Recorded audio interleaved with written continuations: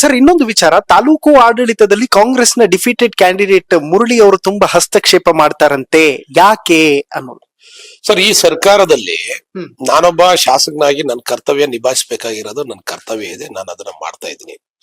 ಆದ್ರೆ ಇವತ್ತಿನ ಸರ್ಕಾರದ ವ್ಯವಸ್ಥೆಗಳಲ್ಲಿ ಏನಾಗಿದೆ ಅಂತ ಹೇಳಿದ್ರೆ ಸರ್, ಎಲ್ಲ ಒಂದ್ ರೀತಿ ಸರ್ಕಾರನೇ ಇಂಡೈರೆಕ್ಟ್ ಆಗಿ ಕಾರಣ ಆಗಿದೆಯೇನೋ ಅಂತೇಳಿ ನಾನು ನೇರವಾಗಿ ಆರೋಪವನ್ನ ಮಾಡ್ತೀವಿ. ಪ್ರಜಾಪ್ರಭುತ್ವದಲ್ಲಿ ಒಬ್ಬ ಶಾಸಕ ಅದನ್ನು ಒಂದು ಸ್ಥಾನವನ್ನ ನಿಭಾಯಿಸಬೇಕು. ಸರ್ಕಾರದವರು ಶಾಸಕನ ಮಾತಿಗೆ ಗೌರವ ಕೊಡ್ತಕ್ಕಂಥದ್ದು, ಶಾಸಕ ಕೇಳ್ತಕ್ಕಂಥ ಕೆಲಸಗಳಿರ್ಬೋದು, ಅಧಿಕಾರಿಗಳ ವಿಚಾರದಲ್ಲಿರ್ಬೋದು, ಯಾವುದೇ ವಿಚಾರದಲ್ಲಿ ಸ್ಪಂದನೆ ಮಾಡ್ಬೇಕಾಗಿರ್ತಕ್ಕಂಥ ಸರ್ಕಾರದ ಕರ್ತವ್ಯನೂ ಇದೆ. ಯಾಕಂದ್ರೆ ನನಗೂ ಮುಖ್ಯಮಂತ್ರಿ ಸಿದ್ದರಾಮಯ್ಯನವರೇ, ಈ ರಾಜ್ಯಕ್ಕೆ ಮುಖ್ಯಮಂತ್ರಿ ಸಿದ್ದರಾಮಯ್ಯನವರೇ, ಈ ರಾಜ್ಯಕ್ಕೆ ಈ ಜಿಲ್ಲೆಗೆ ಉಸ್ತುವಾರಿ ಸಚಿವರು ರಾಜಣ್ಣವ್ರೆ. ಅದ್ರಲ್ಲಿ ಏನ್ ವಿಚಾರ ಇಲ್ಲ.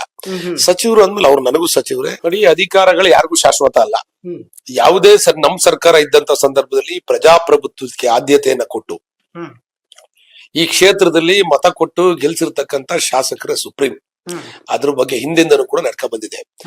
ಆದ್ರೆ ಈ ರಾಜ್ಯದಲ್ಲಿ ಕಾಂಗ್ರೆಸ್ ಸರ್ಕಾರ ಅಧಿಕಾರಕ್ಕೆ ಬಂದಂತ ದಿನಗಳಲ್ಲಿ ಸ್ವತಂತ್ರ ಅಭ್ಯರ್ಥಿಗಳಿಗೆ ಕೆಲವೊಂದು ವಿಚಾರದಲ್ಲಿ ಮನ್ನಣೆ ಕೊಡ್ತಿರ್ತಕ್ಕಂಥದ್ದು ನನಗೂ ಕೂಡ ಗೊತ್ತಿರ್ತಕ್ಕಂಥ ವಿಚಾರ. ಈ ರಾಜ್ಯದಲ್ಲಿ ಇರ್ತಕ್ಕಂಥ ಪ್ರತಿಯೊಂದು ಕ್ಷೇತ್ರದಲ್ಲೂ ಕೂಡ ಪ್ರತಿಯೊಬ್ಬ ವ್ಯಕ್ತಿಗೂ ಕೂಡ ಈ ವಿಚಾರದಲ್ಲಿ ಗಮನಕ್ಕೆ ಬಂದಿರುತ್ತೆ. ಆದ್ರೆ ಯಾರು ಕೂಡ ಸ್ವತಂತ್ರ ಅಭ್ಯರ್ಥಿಗಳು ಅಧಿಕಾರಿಗಳ ಸಭೆ ಮಾಡೋದಾಗ್ಲಿ ಇನ್ನೊಂದಾಗ್ಲಿ ಯಾರು ಕೂಡ ಮಾಡ್ಲಿಕ್ಕೆ ಸಾಧ್ಯ ಇಲ್ಲ. ಇಂಡೈರೆಕ್ಟ್ ಆಗಿ ಏನೋ ಒಂದು ಅಧಿಕಾರ ಚಲಾವಣೆ ಮಾಡ್ಬೇಕು ಅಂತ ಹೋದ್ರು ಕೂಡ ಈ ದೇಶದಲ್ಲಿ ಸಂವಿಧಾನ, ಕಾನೂನು ಅಂತಕ್ಕಂಥದ್ದಿದೆ. ಅದನ್ನ ಮೀರಿ ಯಾರು ಕೂಡ ಏನು ಮಾಡಕ್ ಬರ್ಲಿಕ್ಕೆ ಸಾಧ್ಯ ಇಲ್ಲ. ಆದರೆ ಅದರಲ್ಲಿ ಕೈ ತೂರ್ತಕ್ಕಂಥ ಕೆಲಸವನ್ನ ಮಾಡ್ತಿರ್ತಕ್ಕಂಥದ್ದು ನಿಜ. ಬಟ್ ಅದರಲ್ಲಿ ಅವರೇನು ಬಂದು ಅಧಿಕಾರವನ್ನು ನಡೆಸಕ್ಕಾಗಲ್ಲ, ಇನ್ನೊಂದು ಕೂಡ ಮಾಡಕ್ಕಾಗಲ್ಲ. ಅಲ್ಟಿಮೇಟ್ ಆಗಿ ಈ ದೇಶದ ಕಾನೂನು, ಈ ನೆಲದ ಕಾನೂನು, ಈ ದೇಶದ ಸಂವಿಧಾನಕ್ಕೆ ಗೌರವ ಕೊಡ್ಬೇಕಾಗಿರ್ತಕ್ಕಂಥದ್ದು ಪ್ರತಿಯೊಬ್ಬ ಪ್ರಜೆಯ ಕರ್ತವ್ಯ ಆಗಿರುತ್ತೆ. ಅದ್ರಲ್ಲಿ ಅವರು ಕೂಡ ಹೊರತಾಗಿರಲ್ಲ. ಅವರು ಕೂಡ ಗೌರವಿಸಬೇಕಾದ್ರೆ ಅವ್ರ ಜವಾಬ್ದಾರಿ ಇದೆ. ಹೌದು.